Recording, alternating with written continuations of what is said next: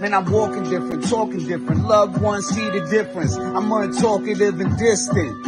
I guess I'm seeing true colors. Stealing this for suckers. Deport the Jerry Hellers and the Busters. Salute the good fellas and the hustlers. What's really good, ladies and gentlemen? It's the OG Boricua Don Dada, aka Chef. I'm with my boy Rob K. Rob, I don't think they need any introduction because they're not here to listen to me and you today. You know how it is with talent. Come on, we're irrelevant. We got Tommy Two Scoops, aka Tommy Test. If I said it backwards or vice versa, my bad. What's really good, my brother? Please talk to me. That was perfect, man. It's good to be here. Thank you for having me.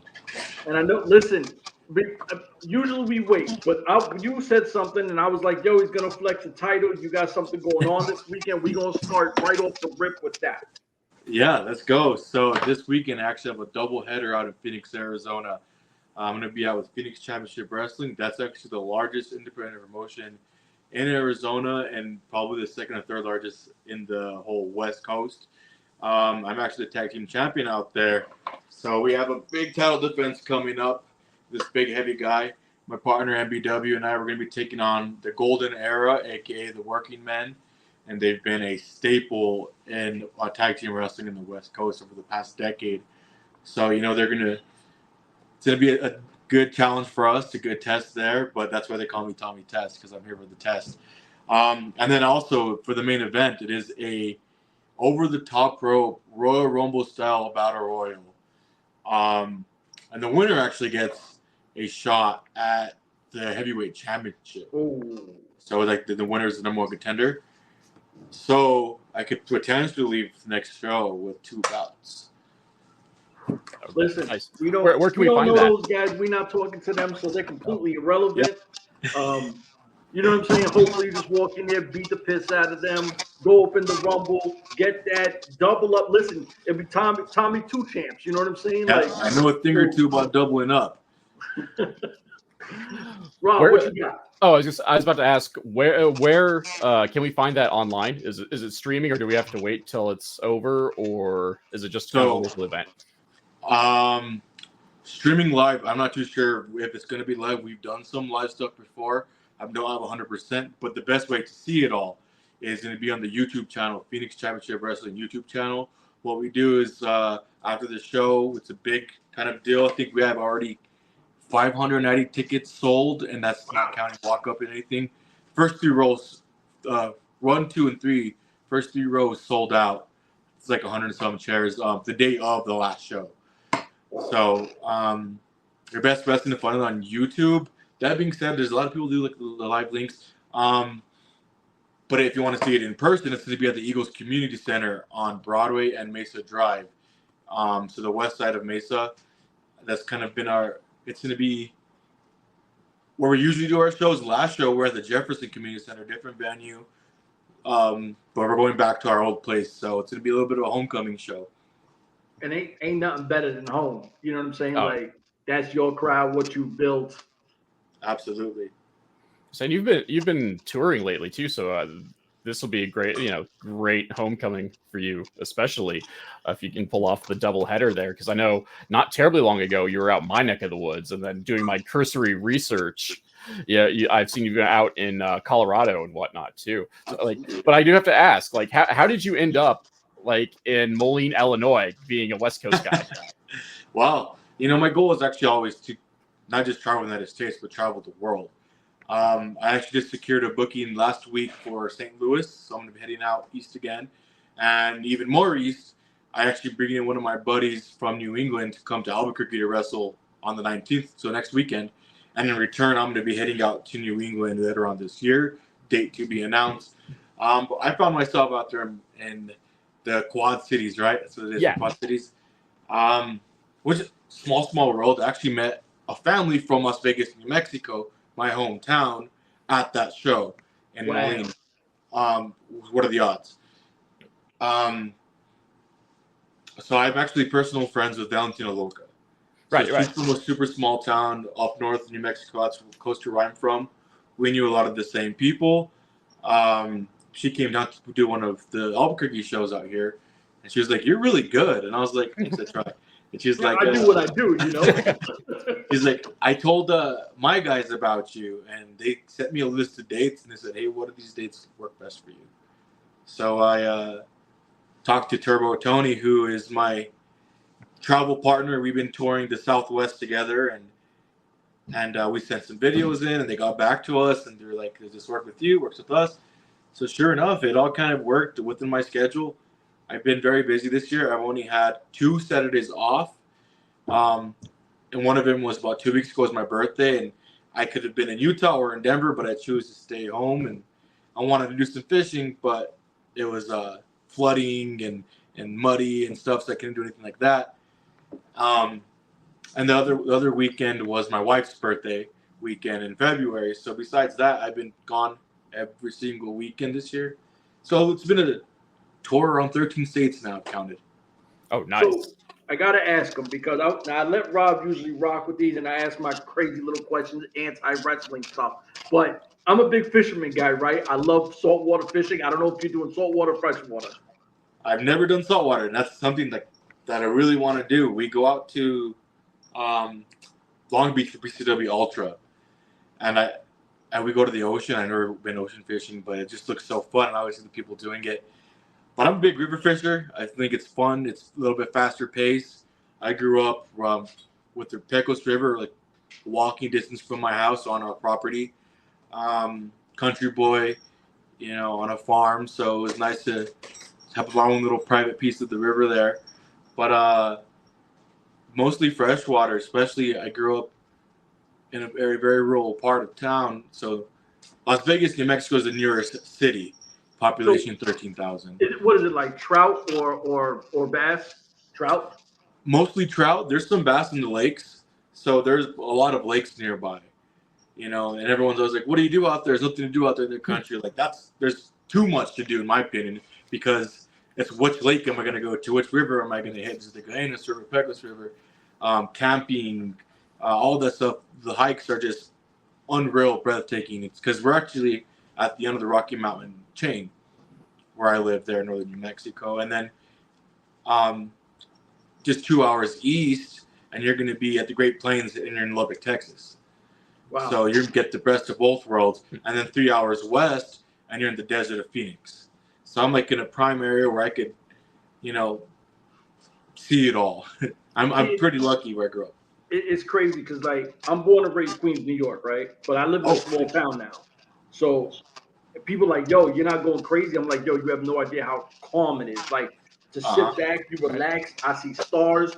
I got a state park like a block away from me where you do kayaking and all that. Like, people think small towns, all of a sudden there's nothing there. There's a lot to do. You just got to do it. You know what I'm saying? Yeah. My bad, Rob. My bad. I don't structured. want to take it away from wrestling with fishing and stuff like that. But when he said fishing, I had to add. No, I love it. Oh, now we're just gonna jump into small town life because I get made fun of on this show because I'm out in the corn, and then Muffins can't figure out what state I actually live in. But yeah, like no, I totally get that. Like the Quad Cities is like a metropolis to me. Like I was raised in a town of 1,200 people, and I famously say here, like I had to drive 20 minutes to get to a Walmart, and that was the next county over. 35 for me. See, you got me beat.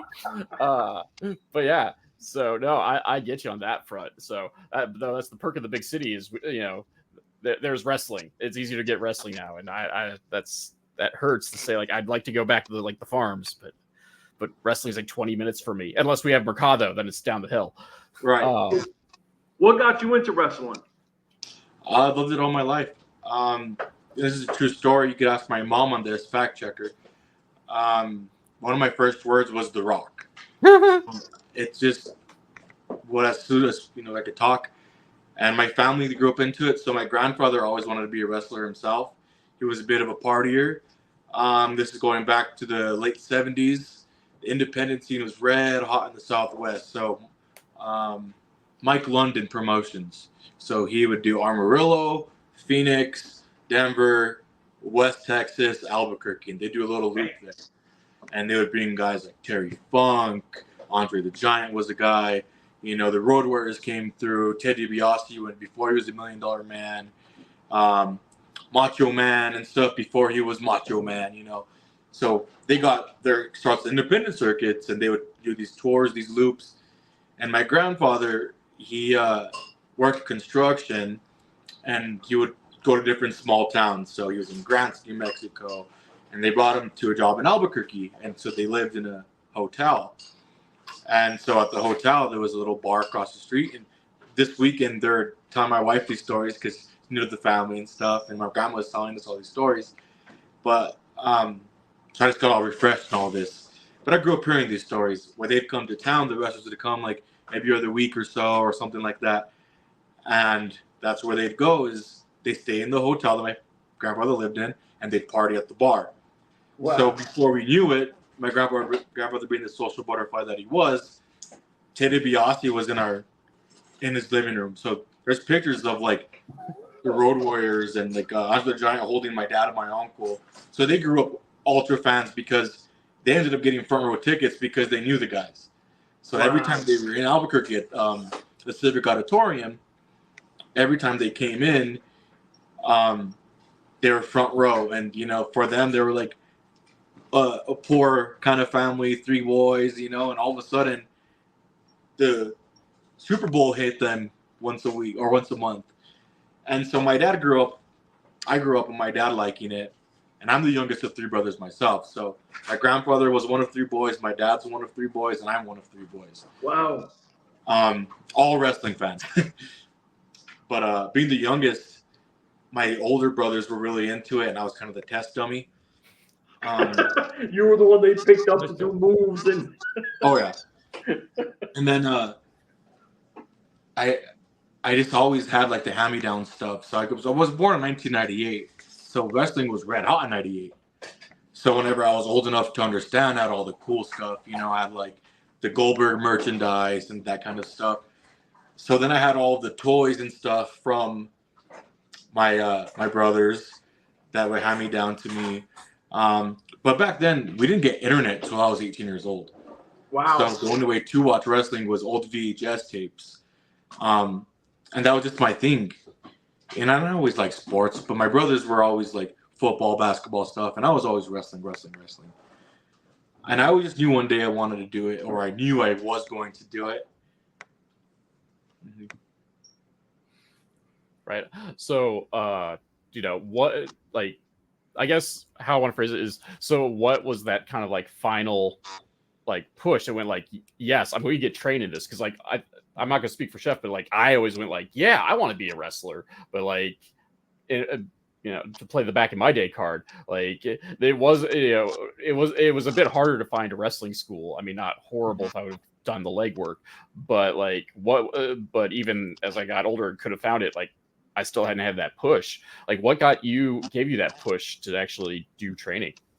Well, I mean, in a small town, it was definitely a stretch to find a wrestling school. At the time, the nearest big city was Albuquerque, and that was about 90 minutes, 2 hours away.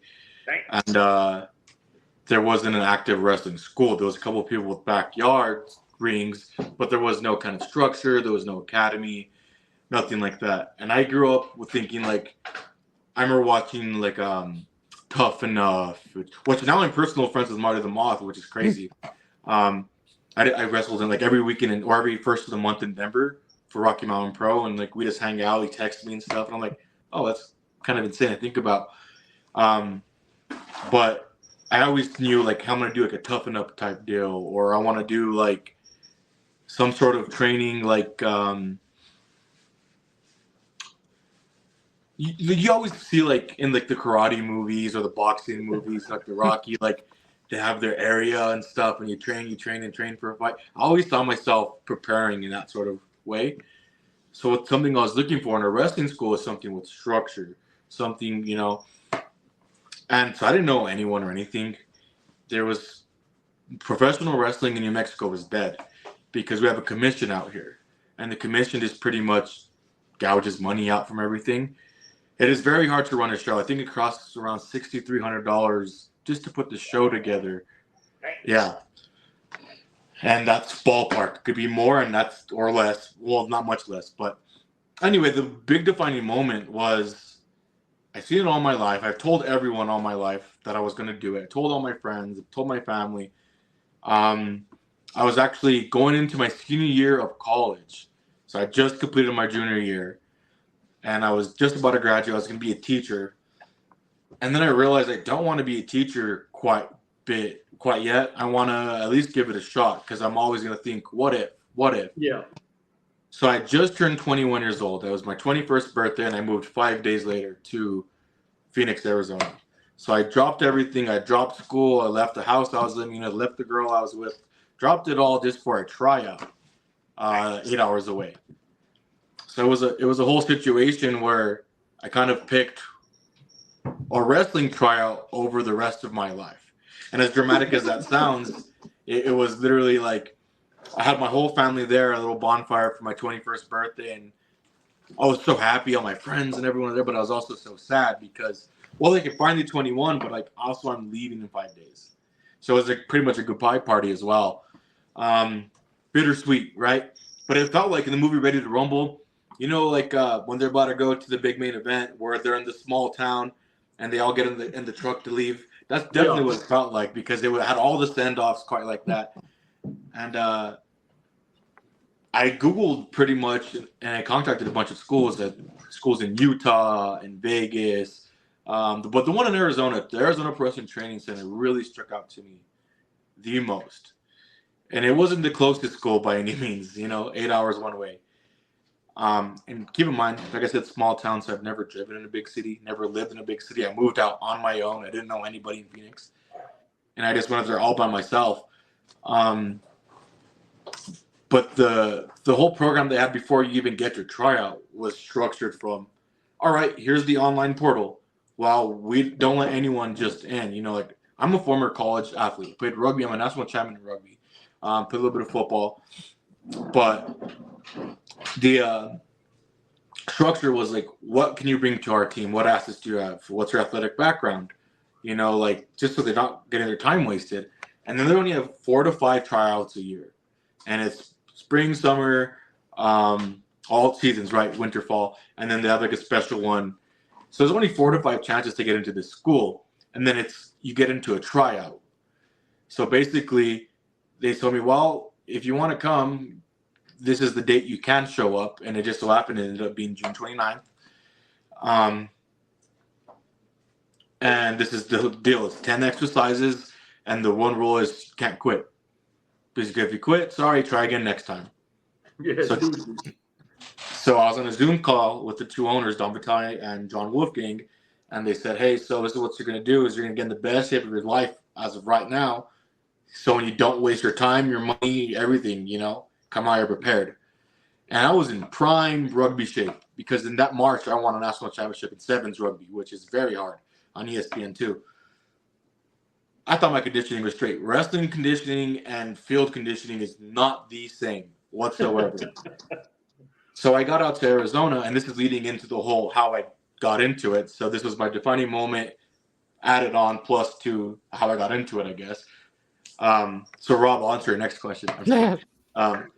This is how it all happened, but I show up to Arizona with my brother and I. He drove up with me and he flew back. And we're scared, both of us. We're kind of like, we're in the city by ourselves. And we get to the wrestling school, and it is 113 degrees. I have a sinus infection. And then I watch my brother get in an Uber and drive away. And that's when it hits me. I am all alone. There's no one else out here. I don't know where am I going after this tryout. And I shed a tear, and I realized I'm doing it. And I looked at the wrestling ring, and I saw around 15 other hungry guys right there, like, holy crap. And then they came out and said, thank you guys for coming. There's supposed to be 30 of us out of the 30. Out of the 100 that actually filled out the online part, only 50 of you guys actually followed the steps. So part of the steps was after your application, you actually had to send an email in a certain way. So the communication was the same page. And then from that email, they'll let you know to set up an in-person interview. If you're out of state, they do a Zoom interview. So I did a Zoom interview with them. After that, about only 30 people got that far. After they told them the expectations of this wrestling school is not going to be easy. It's going to be this amount of money, blah, blah, blah. But also this is the expectations as far as fitness goes. Out of all those people, only 15 showed up. So out of those 15-ish, they are only keeping the top 10. So there I am, all by myself, freaking out, a little bit of tears. I look around and everyone's ready to work out, and I'm like, all right, well, there's no turning back now whatsoever. And then it was just the most brutal kind of diabolical 130-degree torture. Bear crawls for time. We're flipping tires for time. The first exercise was literally run in a circle for 20 minutes until they said stop. And the one rule is you can't stop. And those people, if you stop, they kicked him out. Thank you for coming. Try again next time. You know? Wow.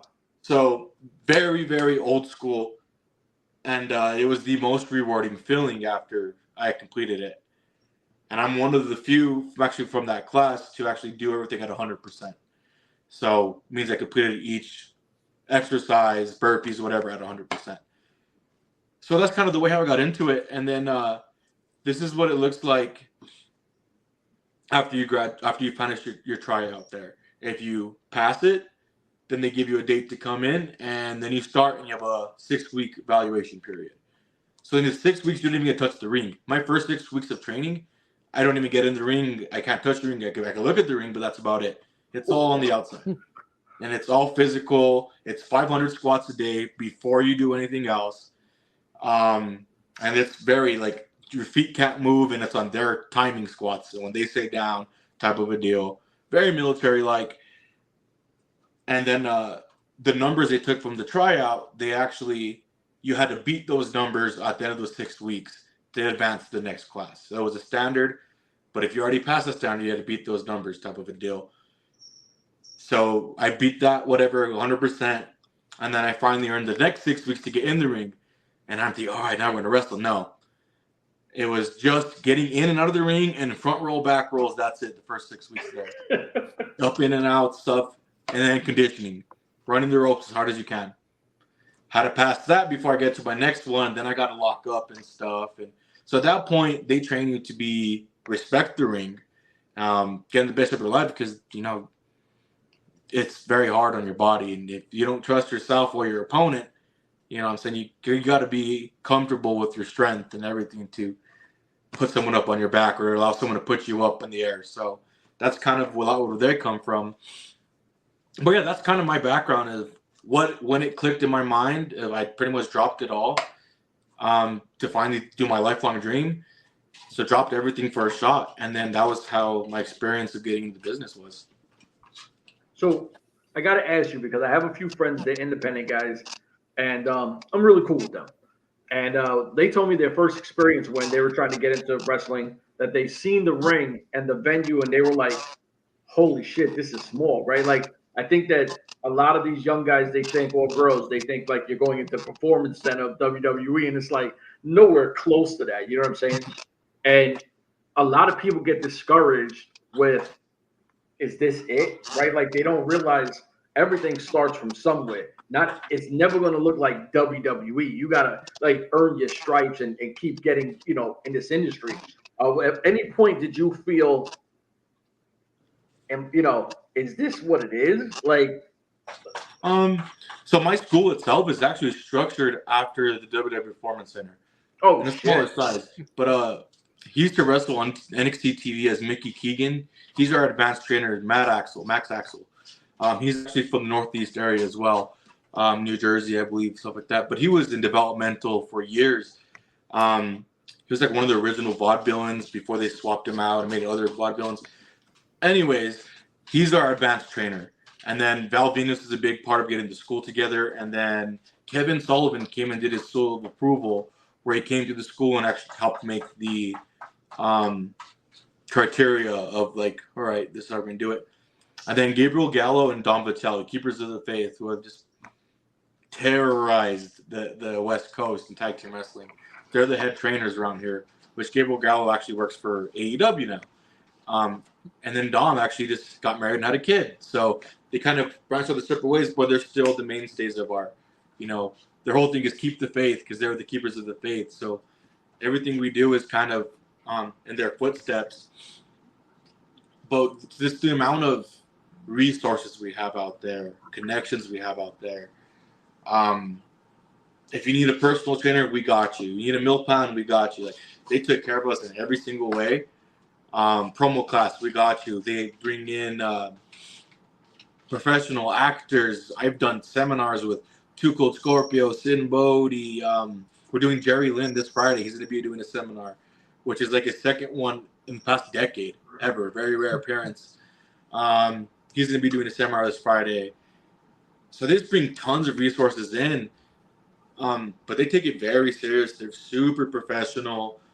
You know, my first couple shows, Jacob Latu is right now in the main event in these pay-per-views, but he was the guy who was there my first two shows and took us under his wing and, you know, talked to us. Like, so it's a lot of not only resources, but just potential and possibility that comes out of this little square four walls. It's a garage, you know, but they mean business, because when you get there, it's structured. Get the squats out of the way. Get the push-ups out of the way. Someone's in the routine. We start off with the blow-up drill, and it's never not hot in Arizona. I don't know if you guys ever been out there, but in the, watch my air quotes, fall and winter, it's hot. And then in the summer, well, spring is really hot, and then the summer's death. So that's the weather out there. So it's very productive, and they're not going to go to just waste their time, because there's no point of sitting around and being miserable. You might as well be miserable and productive. Word. Right. No, that's and you've not name dropped a lot of guys. Like, so I just, personal preference wise, so of all like the seminars that you've gotten to sit in on, who is your favorite? Personal preference, probably Too Cold Scorpio, because he was teaching us hands-on. There's a drill they do, a shoot-off drill. We keep your hands connected, and I've never actually done that in person. I was kind of new. I was about a month or two in. I just started learning to run the ropes. And I told him I don't really know how. And he's like, what are you going to learn? I think other people would have been like, I'll get someone else in, you know? And he was just like, take a deep breath, settle down. Like, I don't care who you think I am. Right now, I'm trying to help you. All right. And he taught me so much right then and there. That's just my personal favorite. But, I mean, they all stick out to me. So, Gabe Sapolsky has done several for our school, you know? And I have notes on my iPad and a notebook that I look back on, and I checked a couple off of the stuff he says, but something I really want to do is complete everything in that notebook. And he said that's the key to success. Sin Bodhi's was so good, because he's probably the smartest man in professional wrestling. You know, he's looks like a mad scientist. He's with the killer clown and everything. It's a freak show aesthetic. I love Sin. Mm-hmm. I wish I'd be able to have the opportunity to sit down like underneath of him and just listen to him just drone on forever.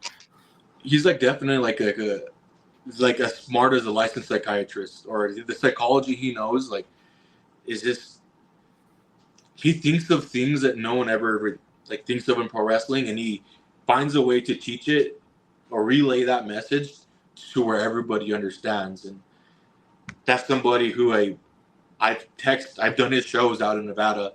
You know, he's hit me up and said, hey, I have a couple spots. Can you do it, Tommy?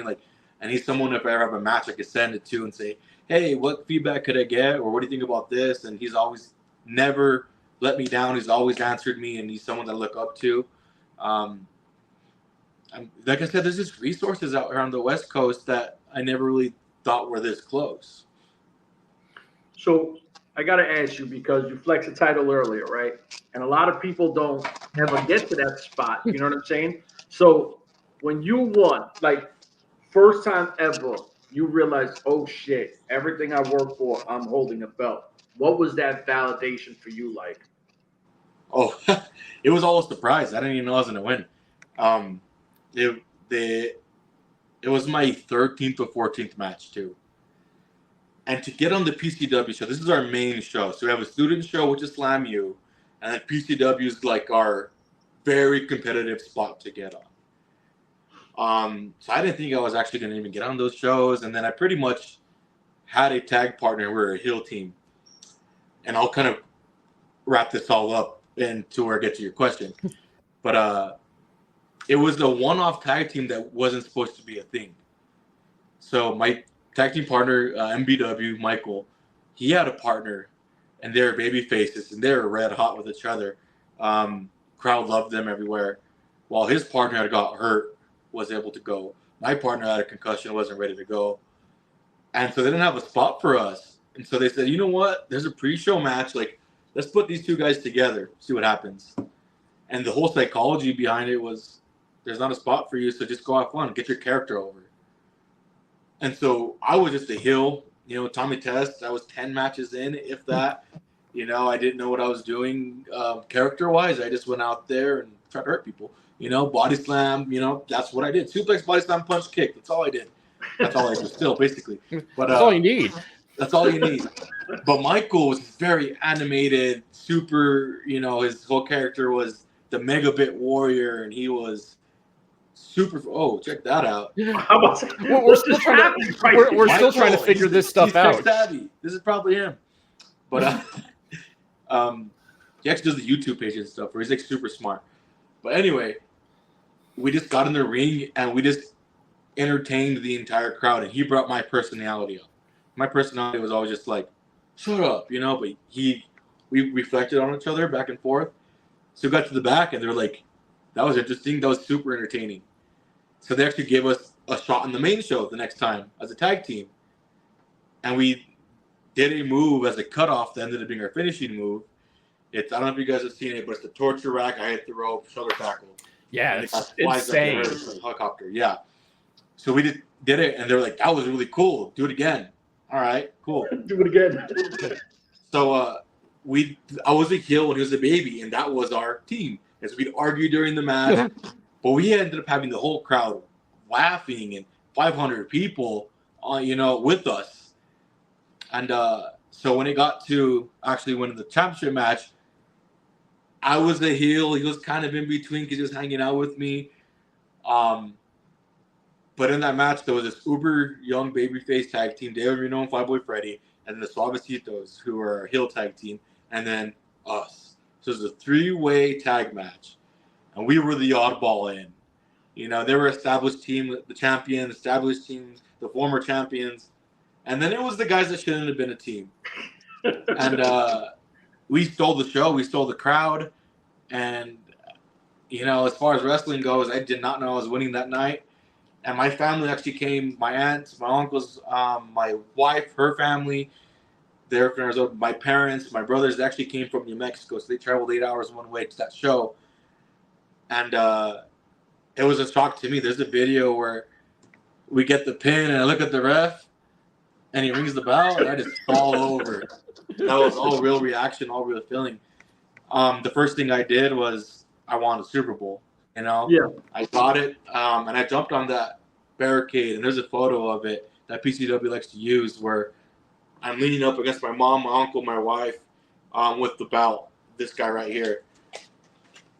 And it felt so like it was the moment I always thought about, but also every emotion was real because it was an actual victory of, but looking back, we haven't lost since. So that was last July. It is now July again. So it's been a full year. We've defended pretty much every 4 or 5 weeks since then, and we've been pretty successful. We haven't lost yet.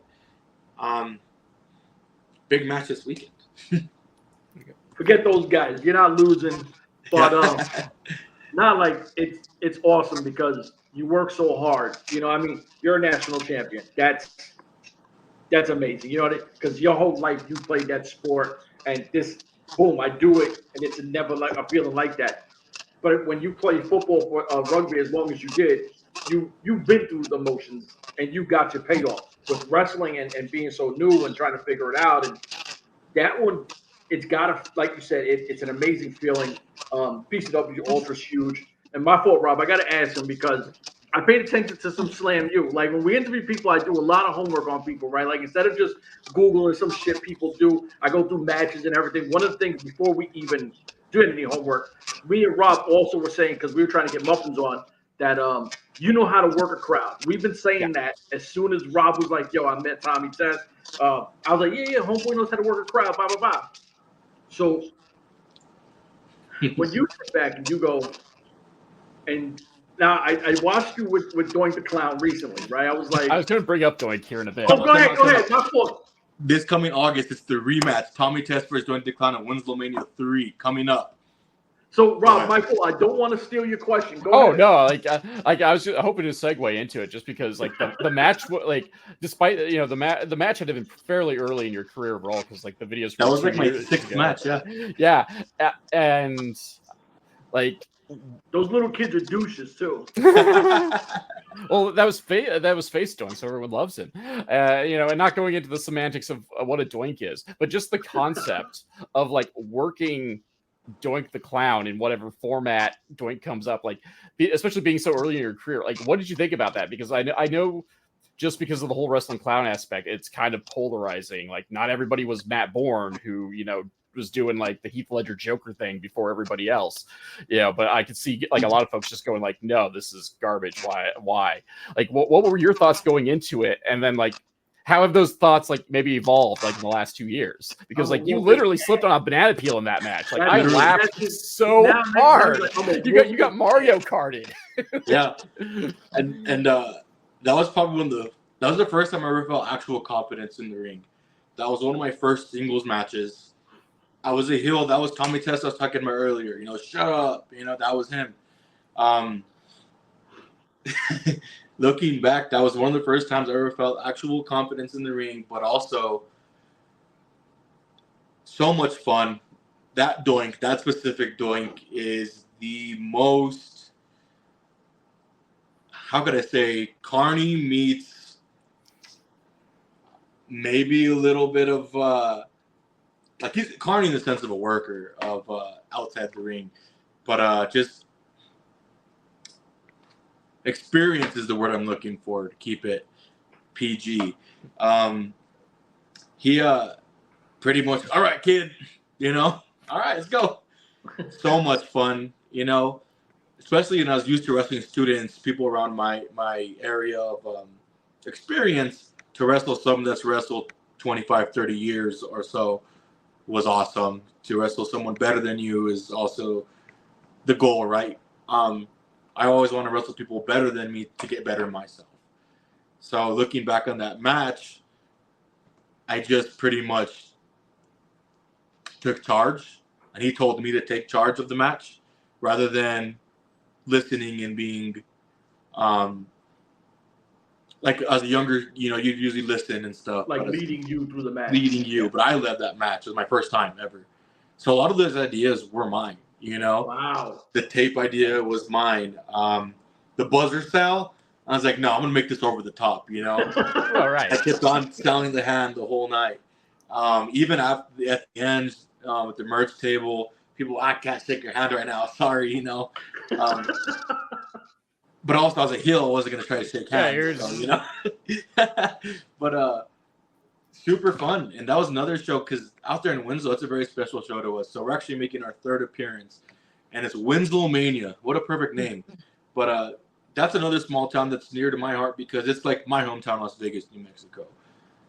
Low income, and those kids out there, they are they douches? Sure, absolutely. But they don't ever get to go to Disneyland. They don't get. Yeah. To them, if they get to go up to Phoenix to get school clothes once a year, that's a big deal. To go to the movie theater, maybe, and go to the mall, and that's it. Out there, that's where I grew up. I went to Albuquerque once, twice a year, if that, to go school clothes shopping, or maybe on a birthday to watch a movie. But that's the same way they are out there. They don't get much. So for live pro wrestling to show up in their high school, and they can sit there with their high school football coach and watch me talk crap to him, and then I've had the whole crowd cheer for the coach and cheer for Doink. That's a memory they'll have the rest of their life.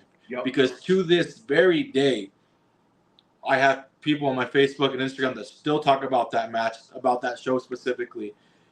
Winslow Mania 2 was the first show I did as a good guy. It was the first show we did after winning the belt. They all remembered me. So they were at first a little bit timid, right? But then they saw the new and improved Tommy Two Scoops now instead of Tommy Test. And they bought into me. So now it's going to be the interesting story. Winslow Mania 3, we go out there for a 3rd time coming up August 12th, I believe, or August 14th, one of those 2 days. It just got announced on Facebook yesterday, actually, the flyers. So I could actually get that for you guys. But it's going to be Tommy Test versus Doink the Clown #2. And now you're a little bit older and wiser, so you know some of those tricks that he played on you. So maybe the hand buzzer won't work this time, or you're not going to get banana peeled. Now, can we expect you to give it back to him? There we go. Yeah, there we go. Last time I was smart enough to steal the win. I think this time he's going to scout that part on my behalf. So it's going to be who could outsteal each other. Say role reversal. You're the one with all the gaga. Yeah, actually, I'd pay to see that, but which point of wrestling right there, sold me on it. Which I mean, like this kind of goes into the thing, like not to downplay other wrestling concepts, but like looking back from like me and like doing like my chunk of research on this, like seeing you as a heel like blows my mind because like when I got to see you like no offense intended, but like you're out at the butt end of Illinois, like. This is not anywhere near your home turf at all, and I will bet you money that nobody knew who you were, like outside of the other workers. And by the end of your matches, like you had like everyone in the crowd just chanting along, and it was amazing. Like I don't know where I'm going with this. I just wanted to put you over. But you had everyone just 2 scoops and What's like funny, chanting the ref too, which except for me, because I hate refs. That's another tirade. But everywhere I've gone, so Colorado it works, New Mexico it works, Arizona it works, Nevada it works, California it really works.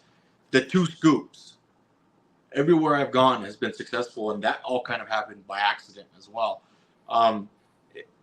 So yeah, for it to work out in the butt end of Illinois and stuff, that is everything. That means I'm doing something right. That was my big test. So, what does the 2 scoops come from? I think about 45 minutes in before we got to that. Well, I mean, we talked about damn near everything, and that was going to be question 1 until he flexed the belt, and I was like, shit, we got to talk the belt. Like, I'm in no rush. It's only 4 or 5 o'clock my time, so. No, 2 scoops. So the way the whole story comes from is I worked at a gym in Arizona, and I just got home from work and I had a show on a Thursday night at the Endgame bar for Slam U. And I was in a little feud with one of my classmates, Metanoia. Weird name, right?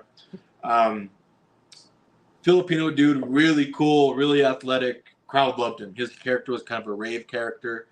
The Endgame bar would actually do raves on Thursday nights on the top floor. We were on the outside. Of course. So he had all the people with him, and he was very popular. And he would legitimate party and stuff. So all his friends would come to this show specifically because it was at a bar, and they'd get all riled up on a Thursday night.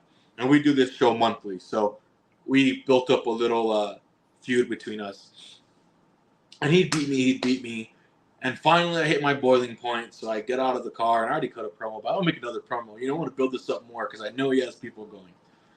So I told my wife, here, record this. I got out of her brother's truck, and I said, hey, you're out here partying with the people. You're out here wasting your time. You're in down Glendale. You're at the Endgame bar. You're too worried about partying with the people, wasting your time, wasting your money. While you're doing that, I'm out here drinking my 2 scoops deluxe, and I had 2 scoops of protein. That was my actual everyday thing, whey protein. And, shaking my bottle up. Didn't think much of it. I was just trying to be a heel, trying to be a little bit of a douche, trying to talk a little smack. Didn't think much of it. My wife tells me at the end, she's like, that's probably your best promo yet. Oh, thanks. It felt natural. Didn't think about it. I'm a heel. I get to the venue and all the boys are like, 2 scoops, what's up? That was funny. Like, all right, everyone's kind of liking it. Everybody at different points.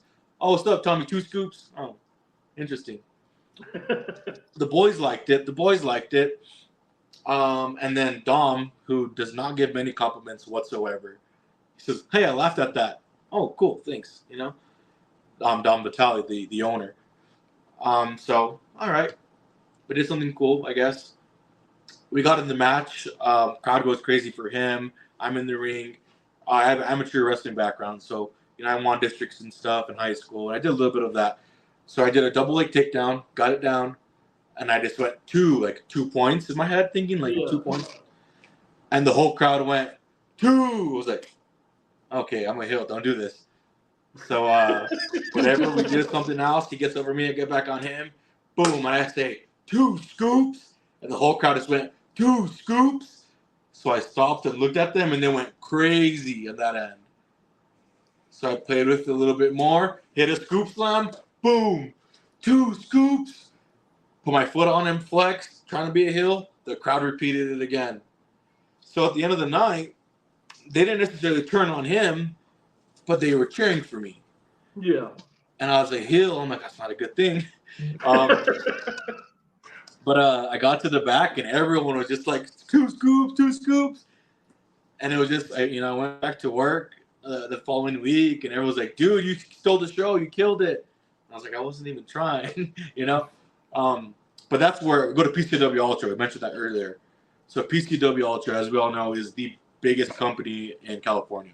It's the biggest wrestling show in Los Angeles. So the top place, a very hard place to get onto.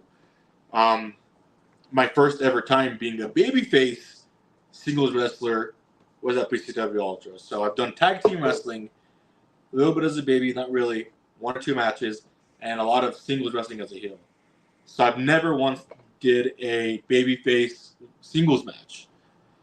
So I've been out to Ultra about 4 or 5 times before that, just to help out, set up the ring, chairs, security. My first time, actually, they put me in the outside to do parking lot security. And the main event was Fatu versus, it was in a big cage. Eddie Kingston and Homicide versus Fatu and Josef Samael.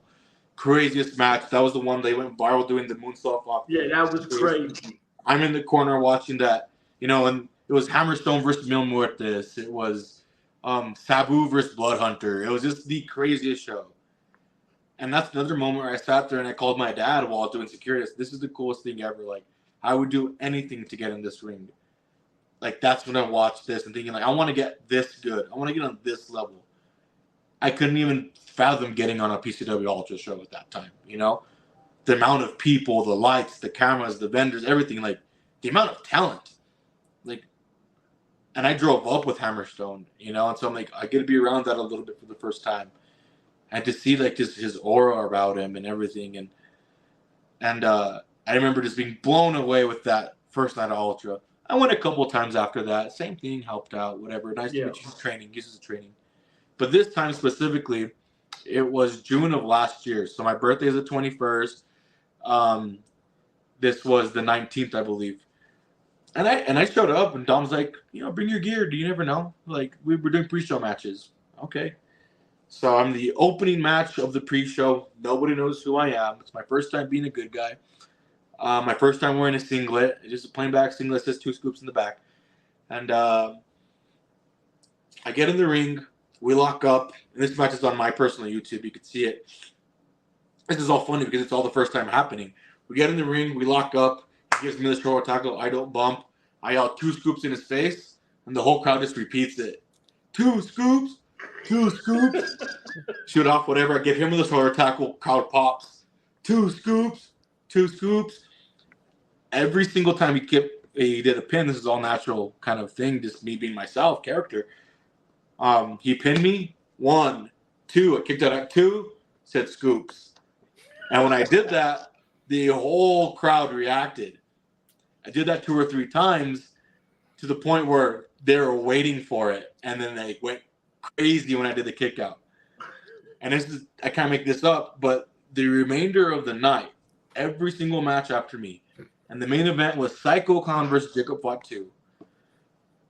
Every single kick out was 2 scoops, 1 fall, 2 scoops. Every single, and that's a very smart crowd. That's a very difficult crowd to run up. Yeah. Still over there. So for the rest of the night, it was 2 scoops, and ended up, being very comfortable as a babyface in there. And that was okay, this was cool. Tons of positive feedback. I asked Mance Warner, hey, man, could you watch my match? Yeah. And first time meeting him, he was like, dude, you know how to work a crowd. And I was like, coming from you, thanks, man. Oh, yeah, coming from Mance, that's... And that's all, I was maybe 20, 30 matches in, 40 matches in. Thanks. And so that's how it kind of started at Ultra and everything. It kind of stuck. So then I started playing with it at training. And then I started playing with it on PCW shows. So then that was in June. That July we won these belts. And I did the spot in the match where everyone's down. It's a 6-man match, right? And I'm getting beat up, get up. And my partner goes and he picks up Booked Out, which I'm an ambassador for. So I have promo codes, 20% off for everybody. Booked up everything. He goes up and he grabs the powder. 1. And the crowd is 1 in the second one. The crowd is 1 in the second one. 2 scoops. The crowd goes crazy. He puts it in my mouth and I hulk up. And I gave every single person a scoop slam. 1 opponent, 2 opponents, 3 opponents, 4. Picked up my opponent, slammed him on top of my partner, on top of an opponent. Boom, crowd goes crazy. The ref tells me back up. I picked the ref up, for a scoop. Crowd lost their mind, and I just started playing with it and thinking of more comical spots like that. And it just evolved, and I have lots of creative ideas. And my wife and I will sit here and brainstorm of like merchandise ideas where I have a box. Get the merch, baby. Get the merch. Bottles, you know, I got my own shaker bottles right here with my logo and my name on. I got a box full right here. And we just started thinking of different moves. So then the scoop slams came because I was just scoop slams. So, hey, what if I just do 2 scoop slams in a row? That'd be funny, right? And I was like, dude, that's pretty genius. So I do it in the ring, and I give one scoop at the crowd to count the first one, and then they really want the second one, right? But then I started playing with it, like, what if I don't give them the second one? Then the whole match is them wanting the second one, right? The guy can slip the second one, and the rest of the match, the payoff is going to be the crowd wanting to see the second scoop. And every time I get close, I raked. Back gives out. Cut from the leg. They slip behind. And that started being kind of something I could play with because I could do it 10 different ways this way, 10 different ways that way, or I could hit it right away, boom, boom, get fired up, kick, cut off. I won matches with scoop slams. My last match in Denver, I won with a scoop slam. That's a true story. I've had promoters. I was in the main event in Phase 1 Pro Wrestling Rancho, sold out crowd. Main event. Promoter says, hey guys, I don't want to see a single scoop slam tonight. What? This is a joke, right? No. Save it for the main event.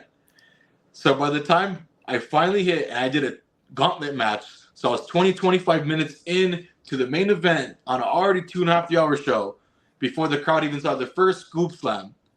And I milked the first one, teased it. They were ready to explode for that first scoop slam. A scoop slam! You know what I'm saying? The most basic universal rule to professional wrestling. Oh, and to the point where I finally hit the first one, you would have thought it was the 4th of July, you know, in May.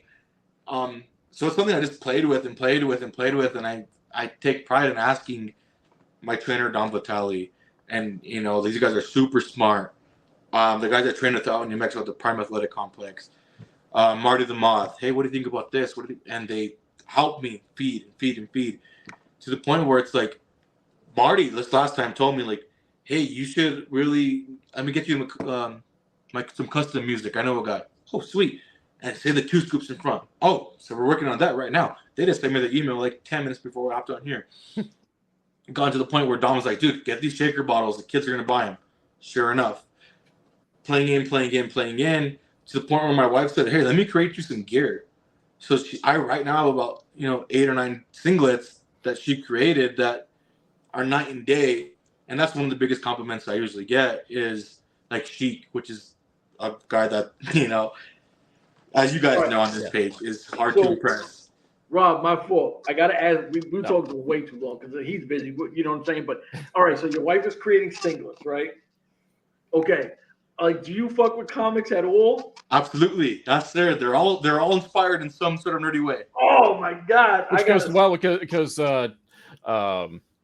Turbo Tony comes out with some Iron Man inspired gear. Yeah. That's I blew my mind when he unmasked night two of the Quad City doubleheader. That's him, Tony Stark. That's my boy Tony Stark. So, now, I just want one. Can we get a surprise? Like, can we just get a breaking news on what one of them are going to be like that? People go, oh shit! All right, I see this. Which is so I could explain all. I could even show you. Look, they're right here. 1 second. Oh, hell yeah. See, Rob, this is what I'm talking about. I want some cool shit, man. There we go. This is the next best thing since Jake Christ showed me his wrestle shed. My wife's really organized. She has a little box of hair to keep all my wrestling stuff in. This one I actually had custom made for Iowa that I wear out there. This was kind of just trying to get the little bit of Hawkeye colors. No, this one is actually Cannonbolt from Ben 10. So I'm a big Ben 10 fan, so this is Cannonbolt's his design. So that's what this is. I wanted to be a little bit more white, but it came out exactly kind of how we created it. But yeah, this is Cannonbolt. But that's this is the original. See, Rob, our interviews aren't interviews. They're like sit downs. You know what I'm saying? No, like, those are the best. So the blue and yellow one, it's actually in my suitcase right now. That was X-Men inspired. The first one was X-Men inspired. From the original this cartoon. One was actually Pikachu Libre. So from Super Smash Bros, the character. So yeah. Pikachu be dealing with the mask. So this is the Pikachu Libre one. Oh, that's great. This was white with red to simulate a Pokeball. Yo, the whitey is nice. Yeah, so we started doing a lot of that. I have some that I've never even worn before. That are inspired from different stuff. And I actually have 2 more coming in. I talked to the guy yesterday. Adrian Hawkins out of Georgia, he does it for me. So he's the guy that makes like Austin Theories, a lot of that kind of stuff. So he does really good work. So I could design it and then he makes it for me. So I'm just gonna be super biased, and hopefully at some point you get a Joker one done, because that's like my hero. As you could tell, I paint everything Joker. So Rob, ask him something else. We almost had an hour. Like, this is crazy. Oh man, we burned through notes because we can't, like, they come up in the conversation, which, you know, as a semi-professional neckbeard, this is the way to go. Right. It makes it natural. But okay, well, if we're gonna try to wind it down, let's talk about the future. What's next for Two Scoops? Ooh, what's next? This weekend, like I said earlier, since the very start, is Phoenix Championship Wrestling. It is the biggest show in Arizona this summer, and I mean that in every sense. There's maybe 20-ish tickets left.